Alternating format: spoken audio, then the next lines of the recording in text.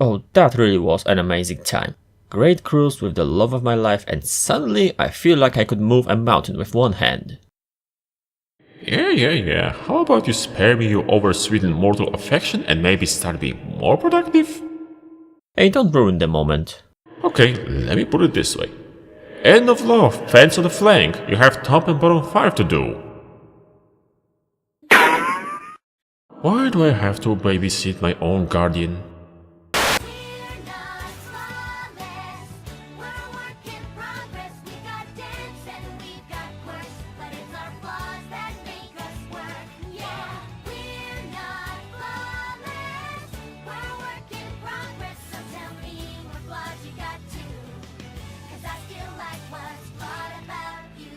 Season 8 is almost there, so it's time to make an obligatory top and bottom 5 episodes of Season 7. And yes, I'm aware that I've skipped 2, but give it time, that's all I'm gonna say now. This time I actually have 5 bad episodes along with dishonorable mentions, unlike back in Season 6. So does that mean I consider Season 7 to be weaker? Find out after I'm done.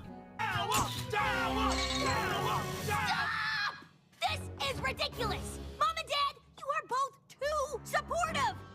This is exactly why I didn't tell you I was a Wonderbolt! You're just too much! Did we do something wrong? Yes! The fireworks, the cheerleading, and how do you even compare who is better or worse at hanging up a towel? No one yells at my friend!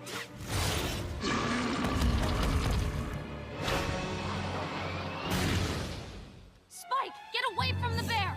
Actually, the bear is a changeling, and he's quite gentle. Not anymore!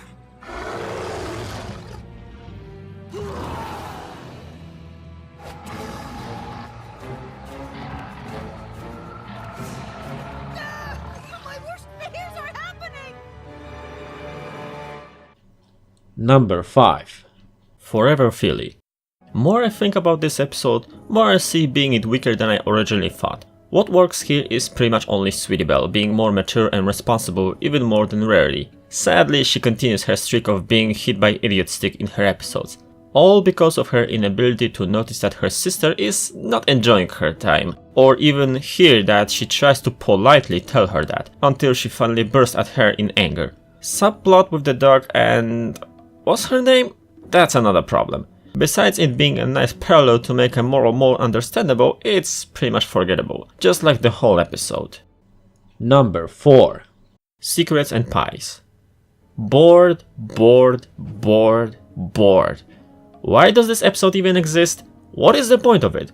Or at least, why did it came so late in the series rather than in season 1 or 2 at worst? It came much too late, it makes little sense from the point of the series given that we saw instances where Dash ate pie. It serves no purpose. Good thing is, along with bending the continuity, it also keeps it by showing that Pinkie learned her lesson from Mystery in Friendship Express and Party of One. But one good deed is not enough to redeem the episode as a whole. Number 3. Marks and Recreation. We hit the obligatory black sheep in CMC trio of episodes each season. That's what I would normally say if not for the fact all of them were not that good this season. This one is the worst. Pretty much the attitude of every character except of Crusaders successfully broke this episode for me. And Rumble pretty much leads in that with how much obnoxious he was in pretty much sabotaging all the efforts the CMC put in the whole camp, sacrificing their time to help all those fillies, who are also easy to change their mind and slightly ungrateful. It's nice to see CMC themselves further growing up and coming up with new ways of helping others with their cutie mark problems, but it's again the case of one good deed against other scenes of the episode, and while Secrets and Pies bored me, this one annoyed me, which is worse. Number 2. Daring Done. I really am sucker for lore episodes. That of course, if those are done correctly.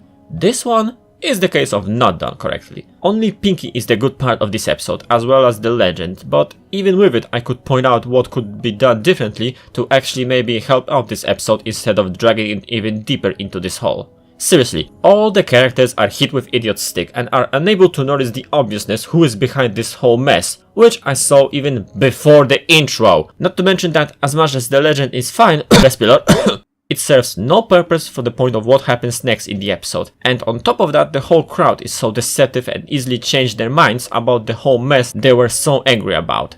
Very little works in this episode, but at least there are a few saving graces in it. Unlike in number 1, Honest Apple, where nothing works. More I think about it, more I see this here is really close to Cart Before the Ponies in terms of how bad this is. Why is that every time Rarity and Applejack are both main characters of the episodes, it comes really weak? It was like this for a few seasons now. What works here? I don't know, maybe moral? Or Rarity going further in her career and that guitar shred of her? Hard to say anything positive, while negative, oh, Rarity was an idiot thinking that her definition of practicality is the same as Applejack's definition of practicality. AJ wasn't better too with her bluntness and not even considering to be a little more polite instead of brutally crushing hopes of young fashion talents. Barely this episode made me chuckle here and there, and it's barely thanks to the annoyance the rest was. I'm still uncertain if this is character assassination for Applejack's character, but I still think this here is a garbage episode, no doubt in that. Good thing I have this part behind me. On to the more pleasant part of this video. Much more pleasant. What about Rarity? Are we really supposed to believe she learned anything she wrote in there? That's why you gotta be Team Dash! She's the only one who didn't really need to learn anything because she was already so cool. Twilight was better before she got wings. Fluttershy is just so painfully shy, it's hard to relate. I mean, come on. Wait a minute, every pony! Are Pinkie Pie and Applejack related or what? Make Fluttershy feel comfortable. Make Fluttershy feel comfortable, comfortable. Well, I mean, that shouldn't be a problem.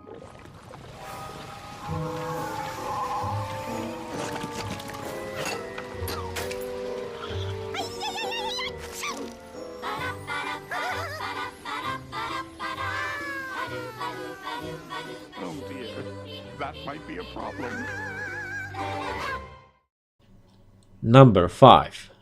Fluttershy leans in and a half of information. I know I bend the rules again, but hear me out. You may know that I like character growth. That's pretty much the reason why I've put both Spike episodes together in season 6 and why I do this again with Fluttershy episodes. It simply is a pinnacle of her growth as a character. Both episodes shows how far she went. As Pinkie said that the best. She is no longer Fluttershy, she is Flutterbold. Fluttershy leans in shows perfectly that she is no longer afraid of speaking her mind and won't leave anything to be forced on her because she is too timid to say no. And a half of information shows that her determination is much stronger than her fears, or rather, her fear now fuels her determination instead of suspending it. Of all the main characters, her path was the longest, and I admire her for that, as well as I'm glad for it. Otherwise, the complaint about her infamy and misfortune would still be valid. Number 4. Celestial Advice. Oh, sweet Celestia. Barely a season premiere and it's already a holy grail for all of her fans out there. That single burst of laugh was more characterization than she ever received throughout the series. And it wasn't even the end, as we got the backstory of how she had the same exact fears as Twilight in this episode. The fear of letting go your faithful student. Her struggles, her fears, her freakouts. I actually liked Celestia before, and it was a pain to see her being put at this perfect character, pretty much Mary Sue, only to see her being easily defeated in another scene.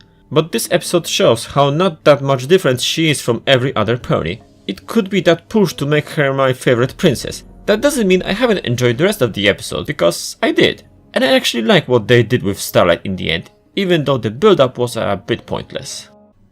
Number 3. Royal Problem. And the streak continues. We wanted Celestia episode, we got it.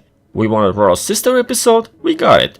I still have a little bit of a problem with Starlight being called by the map, but it gave her a good reason to be in this episode, as she is probably the best to confront both Celestia and Luna, showing us much more natural side of them instead of that perfect sister picture. Amazing for the fact that siblings don't work that way, there always will be conflicts and disputes. And even if the way to solve their problem was by cliché role swap, it still works by also showing their daily life and how busy it can be. Not to mention the whole part in Dream World was also pretty great in my opinion, thanks to the inclusion of Daybreaker, showing that Celestia can also have her dark side, similar to Nightmare Moon.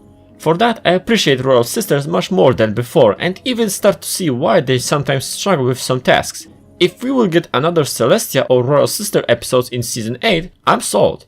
Also, Celestia best pancake princess. Number 2. Shadow Play. Is this episode epic, or maybe it's a goldmine of continuity and world building? Actually, it's all of it. Not only we finally learn more about Starswell, something we've also been begging ever since season 2, but we also learn more about the origins of Tree of Harmony, another thing many of us wanted to know more about. Okay, Stygian was yet another of the same kind of villains as Starlight or Tempest, but his design is pretty neat, you have to admit it. Unless you nitpick, he looks like a Kingdom Hearts reject. And even then we have other things like all the characters in this episode having something to do in here, how important was Starlight's role in there, or how the legendary ponies were actually teased throughout this season in the Legends. Of course, there are some flaws here and there, and that's the reason of it being my number 2. Unlike number 1. The Perfect Pair. This title says everything. I still can't find anything particularly wrong with this episode all the time after I watched it. Along with Celestia episode, Apple parents were the most wanted thing to see in this series. And we get it, we actually have the whole episode devoted to them, explaining their backstory and the growth of their relationship despite the whole feud their families had. And it's simply beautiful. In time, I appreciate this episode more and more for what it is and how much tears it squeezed from me. And no, it has nothing to do with me now being in a relationship, which is only a small plus. You could argue that it's a reuse of Romeo and Juliet's story, but it's been done countless times in countless other shows, it's not even a legitimate negative. And I still think it works perfectly in this case. And there's also Grandpa, played by William Shatner, who nailed his role. Every word he says, you can feel the emotions that his character could feel right now. Same amount of props goes to Felicia Day, especially for her singing. All of that makes Perfect Pair not only the best episode of this season, but likely one of the best episodes of the series. You know, despite the fact that I found more negative episodes this season, at the same time the positive ones are much stronger. Strong enough to make me say that it's much better than season 6. In fact, I say season 7 is potentially one of the best seasons, thanks to all the world building and wishlist points that became reality. But once again, my list, my opinion. And you can always share your best and worst episodes of this season in the comments, as a comparison of opinions. As for another videos, I probably should make an obligatory wishlist for season 8, but thanks to the late time, already public synopsis and leaks earlier, making it's pretty much pointless. Maybe I'll make something non-porn related before season 8 premiere, but still, it's maybe. With that being said, I'm Sharpwit, thanks for watching and see you again in season 8.